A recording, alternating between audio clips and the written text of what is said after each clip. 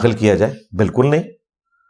میں تو بریلوی دیوبندی اہل حدیث کے حق میں بھی نہیں کہتا کہ گن پوائنٹ کے اوپر انہیں کوئی اسلام کی کوئی تبلیغ کی جائے، اور رہے قادیانی تو انہیں تو ہم ویسے ہی نان مسلم سمجھتے ہیں، انہیں بھی ہم دعوت دیں گے، تو اس میں تو کوئی ایسا مسئلہ نہیں۔ پھر ایک اور آیت انہوں نے اس فیصلے میں کوٹ کی، انا نحن نزلنا الذکر وانا لہ لحافظون، بے شک اس الذکر قرآن کو ہم نے نازل کیا، ہم ہی اس کی حفاظت کرنے والے ہیں۔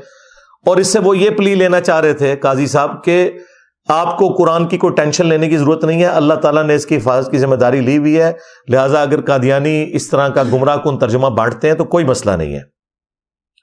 بھائی اگر یہی آپ کا قانون مان لیا جائے تو اللہ تعالیٰ نے تو کئی چیزوں کی ذمہ داری لی ہوئی ہے، لیکن اللہ تعالیٰ ان چیزوں کی ایگزیکیوشن کیسے کرواتا ہے؟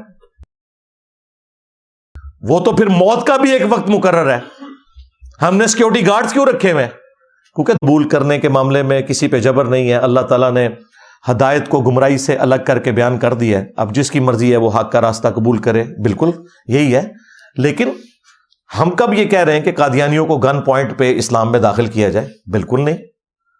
میں تو بریلوی دیوبندی اہل حدیث کے حق میں بھی نہیں کہتا کہ گن پوائنٹ کے اوپر انہیں کوئی اسلام کی کوئی تبلیغ کی جائے، اور رہے قادیانی تو انہیں تو ہم ویسے ہی نان مسلم سمجھتے ہیں، انہیں بھی ہم دعوت دیں گے، تو اس میں تو کوئی ایسا مسئلہ نہیں۔ پھر ایک اور آیت انہوں نے اس فیصلے میں کوٹ کی، انا نحن نزلنا الذکر وانا لہ لحافظون، بے شک اس الذکر قرآن کو ہم نے نازل کیا، ہم ہی اس کی حفاظت کرنے والے ہیں۔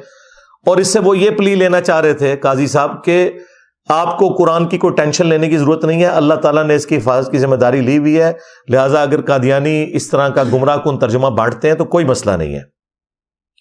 بھائی اگر یہی آپ کا قانون مان